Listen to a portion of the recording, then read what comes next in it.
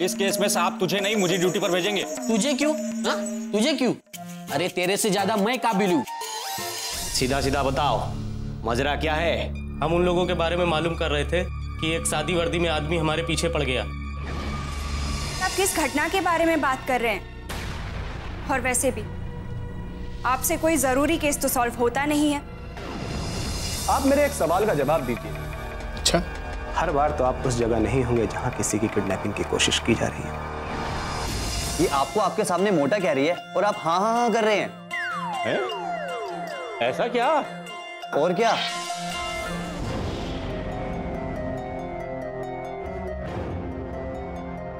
तब मैंने देखा दो लोग किसी के साथ बातचीत कर रहे थे, तो मैंने और ध्यान दिया तो मालूम पड़ा कि वो हेम मैडम और बारिन बाबू की पूछताछ कर रहे थे। कुछ दिन पहले क्या आपके साथ ऐसा कुछ हुआ जो आपको मुझे बताना चाहिए था? अगर आप हमें ये बता दें तो इस बड़े केस में हमें कोई सुराग मिल सकता है।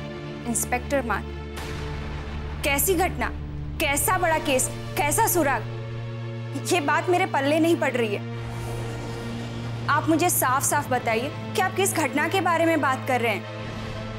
और वैसे भी आपसे कोई जरूरी केस तो सॉल्व होता नहीं है। होता कुछ नहीं है, राय का पहाड़ बनाने की आदत है आपको।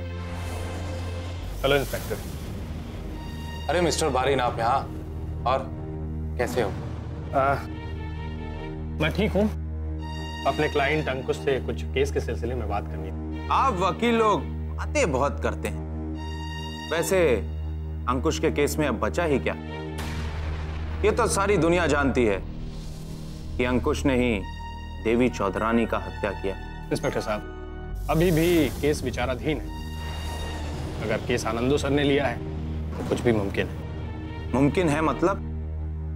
अब इस सच्चाई को तो नहीं बदला जा सकता ना। अब इसके साथ तो कोई फेरबदल नहीं की जा सकती। इंस्पेक्टर, सच को देखने का अपना अलग अलग नजरिया होता है। हम सच को बदलते नहीं, बल्कि उसे नए रूप में, नए अंदाज में पेश करते हैं। लेकिन इससे किसी का दोषी होना तो नहीं बदला जा सकता ना। जो क्राइम हो चुका है उसको आप किसी भी नजरिए से देखें, लेकिन उसको बदल नहीं सकते। लेकिन परिस्थितियां तो समझी जा सकती हैं। हो सकता है अंकुश ने अपने बचाव में ऐसा किया हो।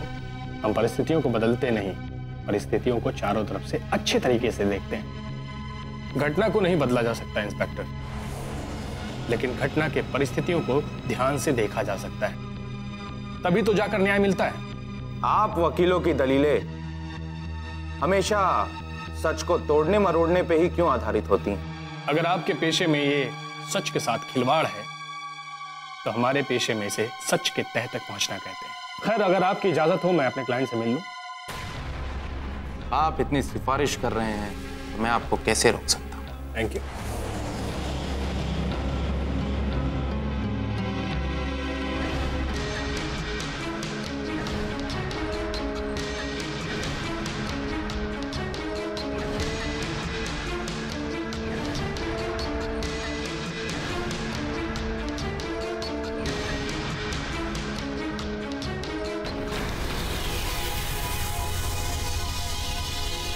बारिन, मुझे तुमसे कुछ बात करनी है। इंस्पेक्टर साहब, मैं आपको साफ साफ शब्दों में बता देना चाहता हूं कि मैं आपको समझाने में नाकाबिल हूं कि समाज में वकीलों की आवश्यकता क्यों है।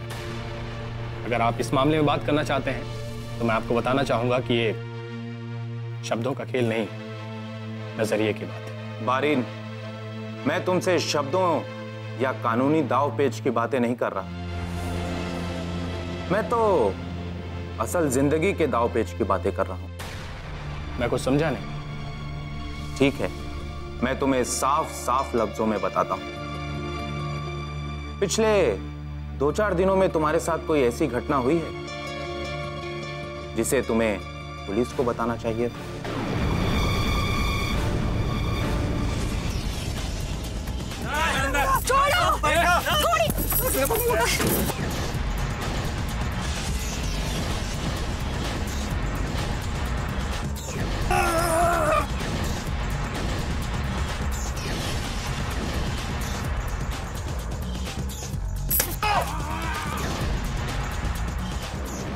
मुझे लगता है ये वो लोग हैं जिन्होंने इससे पहले भी आप पर हमला किया था। मुझे नहीं लगता कि ये वो लोग होंगे, ये कोई और होगा। हमें जल्द से जल्द पता करना होगा। हिम जी, चलिए मैं आपको घर छोड़ देता हूँ, उसके बाद थाने चला जाऊंगा FIR कराने के लिए। नहीं बारी, इस घटना के बारे में हम अभी किसी को कुछ नहीं बताएंगे। बाबा की तबीयत पहले से ही इतनी खराब है, ऊपर से 10 मुसीबत और है। हमें पता लगाना होगा, मगर तब तक हमें ये बात किसी को नहीं बतानी है। बिल्कुल नहीं, कुछ कानूनी दांव पेच के अलावा मेरे साथ ऐसा कुछ भी नहीं हुआ जो मुझे लगता है कि कानून को या पुलिस को बताना चाहिए। फिर तुम इतना सोच क्यों रहे, इतना वक्त क्यों? नहीं, मुझे लगा कि इंस्पेक्टर मान ने खुद मुझसे सवाल पूछा है तो मैं बहुत सोच समझ कर इसका जवाब दूं। देखो बारीन, पुलिस के हर सवाल का जवाब देना आम आदमी का कर्तव्य है और जवाब ना देना ये कानूनन अपराध है। इंस्पेक्टर साहब, ये तो छुपाने वाले पर निर्भर करता है कि उसने कौन सी बात छुपाई। अगर छुपाने वाले ने कोई ऐसी बात नहीं छुपाई है जिससे किसी की लाइफ में प्रॉब्लम पैदा हो सकती है तो इसमें हर्जी क्या है? इसका मतलब तुम कुछ तो छुपा रहे हो। नहीं, बिल्कुल नहीं, मैं तो सिर्फ आपको कानून की बात बता रहा था। मुझे कानून सिखाने की जरूरत नहीं बारीन बाबू, मैं खुद एक पुलिस ऑफिसर हूं और मैं सबके कर्तव्य, अधिकार और कानून बहुत अच्छे से समझता हूं। ये तो बहुत अच्छी बात है इंस्पेक्टर, इससे सबका फायदा होगा। अच्छी बात।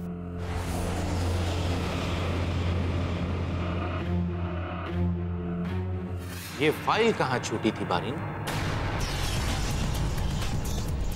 ये फाइल आपको कहां से मिली? मैं तो 2-3 दिन से इसे अपने ऑफिस में ढूंढ रहा था। अब ये तो आप ही बता सकते हैं। ओके इंस्पेक्टर साहब, थैंक यू, हम फिर मिलेंगे।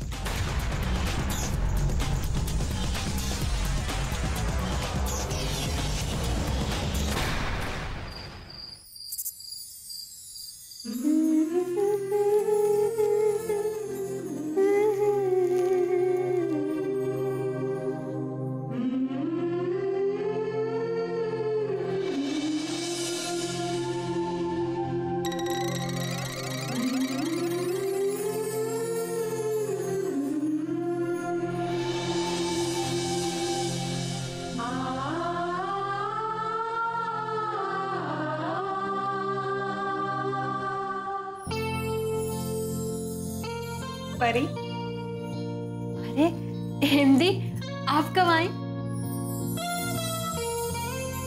मैं तो कब से तुम्हें ही देख रही थी। ये क्या ताना बना बुना कर लगा रखा है? वैसे इतने मन से इंसान सिर्फ 2 ही वक्त ऐसे गुनगुनाते हुए बुनता है, एक अपने बच्चे के लिए और एक अपने प्रेमी के लिए। हिमदी, आप भी ना कभी कभी कैसी बातें करती हैं। वो तो मैं खाली बैठी रहती हूँ ना, तो मैंने सोचा कि खाली समय का इस्तेमाल किया जाए। अरे वाह, ये तो तुमने बहुत अच्छा यूज किया। वैसे ये तुम कौन सा गाना गुनगुना रही थी? बड़ा ही मीठा गाना था। हिमदी, ये गीत आपने नहीं सुना? ये गीत राधा कृष्ण के लिए गाती है जब उन्हें कृष्ण से मिले हुए बहुत दिन बीत जाते हैं और उन्हें कृष्ण की याद सताने लगती है। तुम्हें किसकी याद सता रही है? हिमदी, आप भी मुझे छेड़ने लगी। मैं भी मतलब? और कौन तुम्हें छेड़ता है?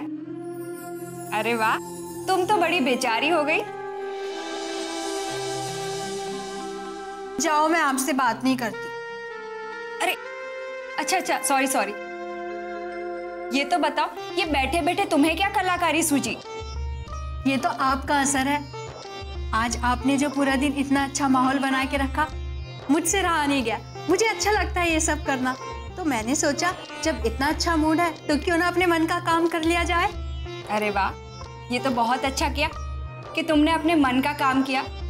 मगर परी, ये तो तुम्हारी कला है, इसमें मैंने क्या किया? हिमदी, जब आप खुश रहती है ना तो घर के सब लोग खुश रहते हैं।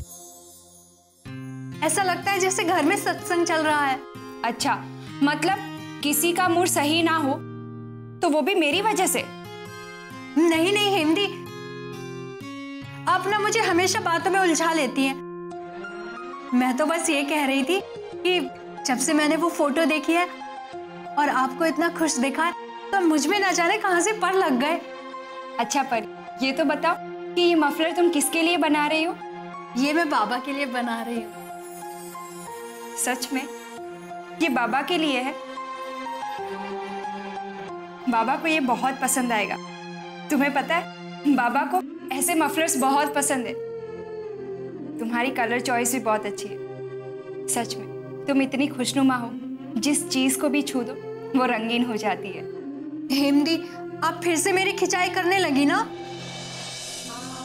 अरे नहीं बाबा, मैं तो तुम्हारी तारीफ कर रही हूँ। सच में बाबा को ये मफलर बहुत पसंद आएगा। जब तुम उन्हें पहनाओगी ना, तब उनकी आंखों में खुशियां देखोगी। बचपन में माँ भी बाबा के लिए इसी तरह से मफलर बनाया करती थी। और तुम्हें पता है, बाबा अपने काले कोट में इस तरह से मफलर डालकर कोट जाया करते थे। हिंदी, मैं आपके लिए भी एक बुनूं? नहीं परी, मुझे मफलर का शौक नहीं है। मफलर मैं कहाँ। अच्छा, तो कुछ और बताओ, मैं आपके लिए बुनूंगी सच्ची में। अच्छा चल, स्कार्फ बना दे, मुझे स्कार्फ बहुत पसंद है। अरे वाह, फिर तो अच्छा है। मुझे स्कार्फ बनाने में बहुत मजा आता है। मैं आपके लिए अच्छी अच्छी रंगीन स्कार्फ बना देती हूँ, आप पर खूब जचेंगी। और वैसे भी तो आप इतनी सुंदर हो, तो आप पर तो हर रंग अच्छा लगेगा। हाँ सही कहा। वैसे वो ये क्या है? ये कुछ नहीं है हिमदी, बस ऐसे ही। परे दिखाओ मुझे वो। अब नहीं हिमदी, बस वो ऐसे ही, कुछ नहीं है। दिखाती है या मैं ले लूं? दिखा। नहीं हिमदी।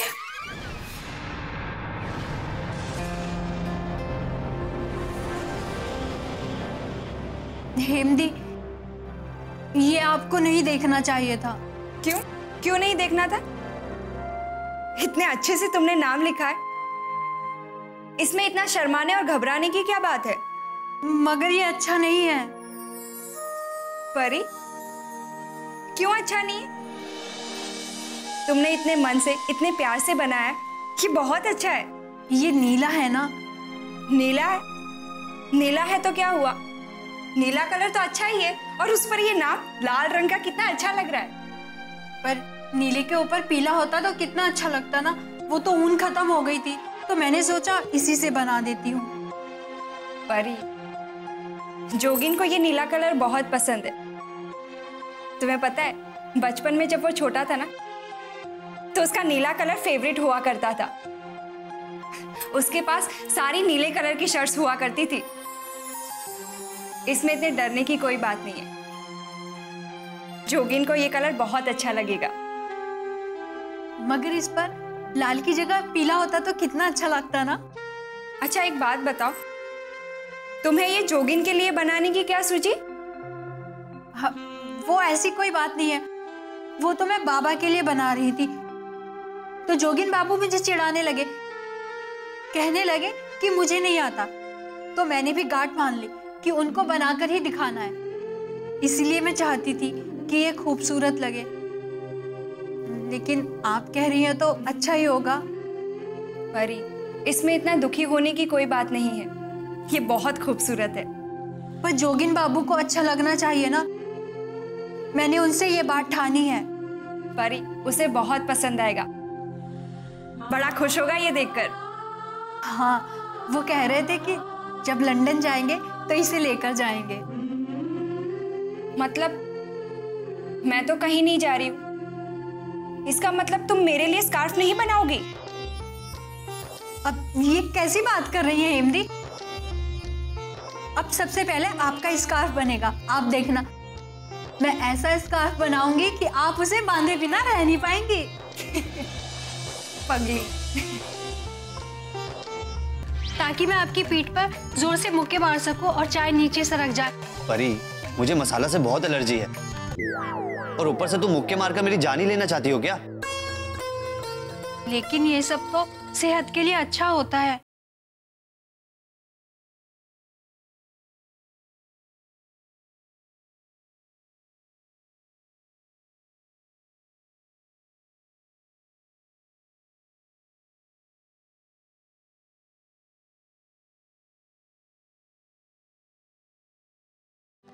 ऐसा प्रेम कहाँ।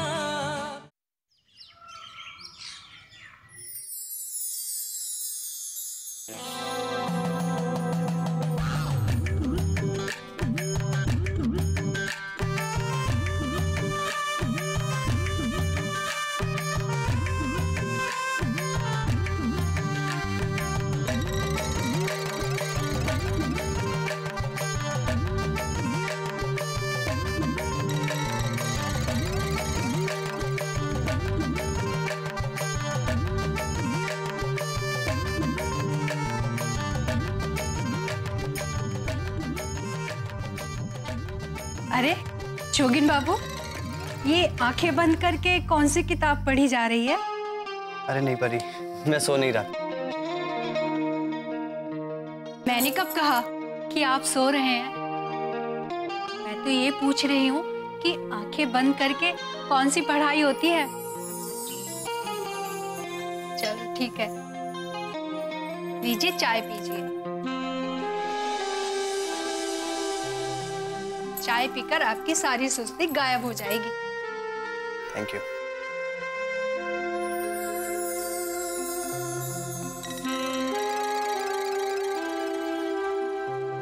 परी, एक बात बताओ, तुम्हें चाय बनाना किसने सिखाया? क्यों, चाय अच्छी नहीं बनी है क्या?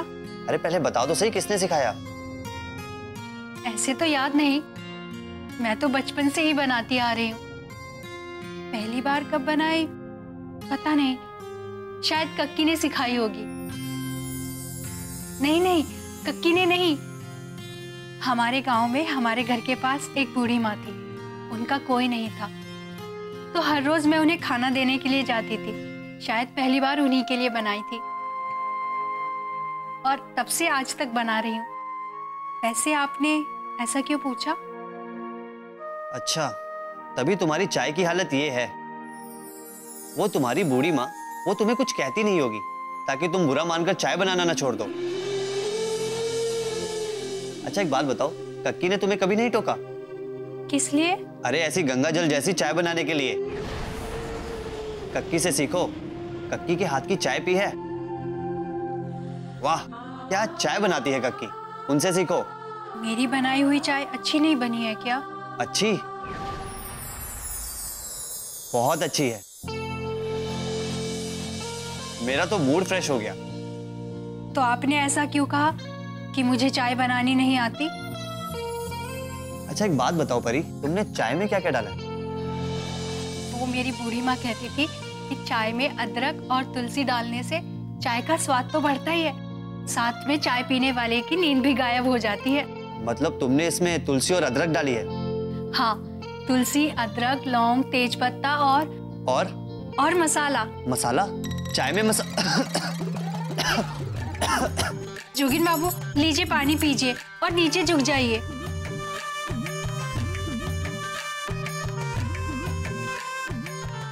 झुक क्यों जाऊं? ताकि मैं आपकी पीठ पर जोर से मुक्के मार सकूं और चाय नीचे सरक जाए और आपको आराम मिले। परी, मुझे मसाला से बहुत एलर्जी है और ऊपर से तुम मुक्के मारकर मेरी जान ही लेना चाहती हो क्या? लेकिन ये सब तो सेहत के लिए अच्छा होता है। क्या मुक्के खाना? आप भी कैसी बातें करते हैं, मैंने तो ये सब अच्छे के लिए डाला है।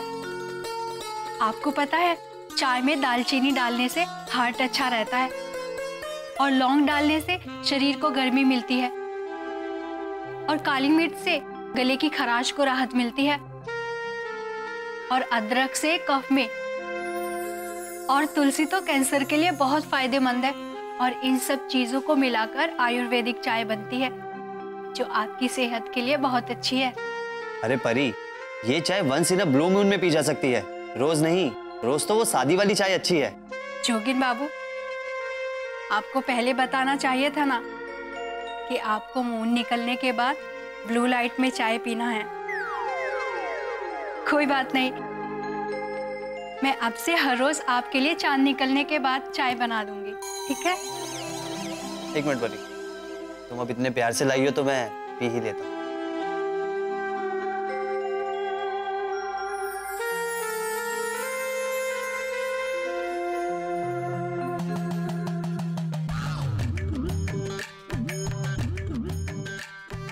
मैं इसे क्या समझाने की कोशिश कर रहा हूँ और ये क्या समझ रही है। और मुझे डेली कड़वा काढ़ा ही पीना पड़ेगा। ओह गॉड, प्लीज बचाओ मुझे परी से।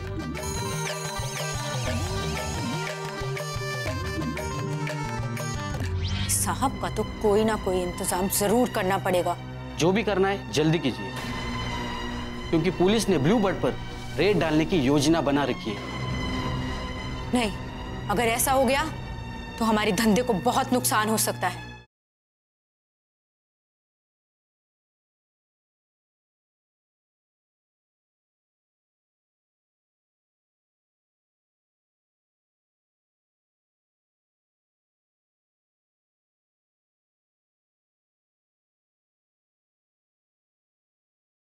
ऐसा प्रेम कहाँ।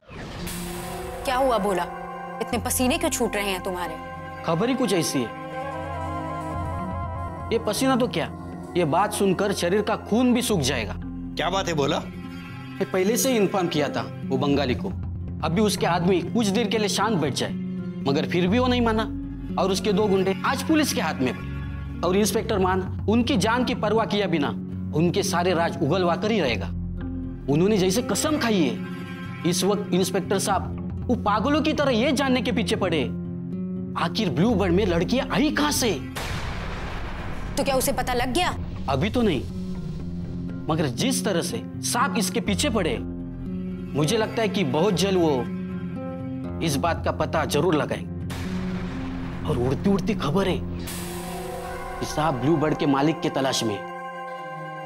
तुम्हारा साहब चाहे जितना भी फड़फड़ा ले, लेकिन हम तक नहीं पहुंच पाए। छोटा मुंह बड़ी बात करने की हिम्मत कर रहा हूं। इस गलतफहमी में ना रहिए कि साहब अब तक नहीं पहुंच सकते हैं। मेरी समझ में नहीं आ रहा है, ये तुम्हारा इंस्पेक्टर मान सिंह ब्लू बर्ड के मालिक से मिलकर क्या हासिल करेगा? क्यों मिलना चाहता है उससे? उनको लगता है कि इन धंधों में कहीं ना कहीं उसके मालिक का भी हाथ, और अगर नहीं भी होगा तब भी उसके जरिए बंगाली तक पहुंचना आसान हो जाए। अगर इंस्पेक्टर ने उसे पकड़ लिया तो बंगाली के लिए सच में मुसीबत हो जाएगी। हाँ, उसके लिए भी कहीं ना कहीं आपकी भी नींद हराम हो जाएगी, क्योंकि ये बात तो साहब अच्छी तरह से जानते हैं। जिस बारीकी से चाल बिछाई गई थी वो बंगाली के दिमाग की उपज नहीं थी, और वो अच्छे से समझ गए ये बंगाली खाली एक मोहरा है। इन सब के पीछे किसी शातिर इंसान की सोच है। तो मुझे ये बताओ कि वो लोग पकड़े कैसे गए? हो सकता है किसी आदमी से पूछताछ करके उन तक पहुंचे हो, और वैसे भी वो आज दोनों गिरफ्तार है, और उसकी वजह भी वो दोनों ही खुद है। आखिर क्या जरूरत थी सबके सामने आने की? साहब का तो कोई ना कोई इंतजाम जरूर करना पड़ेगा। जो भी करना है जल्दी कीजिए, क्योंकि पुलिस ने ब्लू बर्ड पर रेड डालने की योजना बना रखी है। नहीं, अगर ऐसा हो गया तो हमारे धंधे को बहुत नुकसान हो सकता है। हमें जल्द ही कुछ ना कुछ करना पड़ेगा। हाँ जौला जी, मुझे भी डर है कि कहीं गलती से रेड में कई कमजोर कड़ी उनके हाथ में लग गई तो ब्लू बर्ड के मालिक तक पहुंचना सांप के लिए कोई मुश्किल बात नहीं होगी। हम अपने स्वार्थ के लिए कितनी हद तक नीचे गिर जाते हैं। हम कभी ये नहीं सोचते कि हमारी की गई गलतियों का सामने वाले के मन पर, उसके शरीर पर क्या असर पड़ेगा। इंस्पेक्टर मां, इस वक्त सुनहरी की हालत बहुत खराब है। उसकी हालत एक जानवर से भी बदतर हो गई है। बेचारी तकलीफ तो सह रही है, मगर जानवर की तरह बेजुबान है। अब ये हमारा फर्ज बनता है कि हम उसकी मदद करें, प्लीज इंस्पेक्टर। विक्टोरिया जी, मेरा आपसे वादा है कि चाहे कुछ भी हो जाए, मैं सुनहरी और उन लड़कियों को उन गीदड़ों के चंगुल से छुड़ा कर रहूंगा।